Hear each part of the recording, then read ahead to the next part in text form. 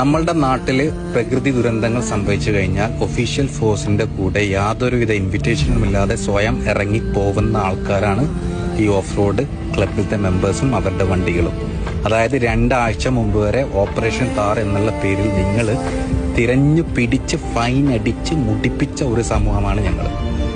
ഇതുവരെയുള്ള എല്ലാവിധ ഗവൺമെന്റും ഇതിന്റെ പേരിൽ എത്ര പൈസ വസൂലാക്കാം എന്നല്ലാതെ ഇതിനെ എങ്ങനെ ലീഗലൈസ് ചെയ്യാന്നുള്ള ഒരു നിയമനിർമ്മാണം നടത്തിയിട്ടില്ല. ഒരു അല്പൻ യൂട്യൂബർ അവൻ ചെയ്ത വിവരക്കേടിനെ ഒരു സമൂഹത്തിനെ മൊത്തമാണ് നിങ്ങൾ പ്രതിസ്ഥാനത്ത് നിർത്തിയിട്ട് ഫൈൻ അടച്ച് ഊറ്റി കുടിച്ചതെന്ന് തന്നെ പറയാം. അത്രയും നശിപ്പിക്കാനാണ് നിങ്ങൾ നോക്കുന്നത്. ഞങ്ങളൊക്കെ പോലെയുള്ള ആൾക്കാർ യാതൊരു പ്രതിഫലവും പ്രതീക്ഷിക്കാതെയാണ് ഇങ്ങനെയുള്ള കാര്യങ്ങൾക്ക് മുമ്പിട്ട് ഇറങ്ങിയിരിക്കുന്നത്. ഇനിയെങ്കിലും അധികാരികൾ ഇത് ഫൈൻ അടിച്ച് ഞങ്ങളെ ഉപദ്രവിക്കാതെ ഇത് ലീഗലൈസ് ചെയ്യാനുള്ള നിയമനിർമ്മാണങ്ങൾ അതാണ് പുറത്തുള്ള രാജ്യങ്ങളിൽ ചെയ്യുന്നുള്ളത്. അവർക്കൊക്കെ അറിയാം ഇത് ആവശ്യമുണ്ട്. നിങ്ങൾക്ക് മാത്രമാണ് ഇത് പൈസ ഉണ്ടാക്കാനുള്ള ഒരു വഴി. ദയവ് ചെയ്ത് ഇനിയെങ്കിലും ഇതൊന്ന് ലീഗലൈസ് ചെയ്തിട്ട് അതിന്റെ നിയമനിർമ്മാണങ്ങൾ ഉണ്ടാക്കണമെന്ന് വിനീതമായിട്ടാണ് എനിക്ക് അപേക്ഷിക്കാനുള്ളത്.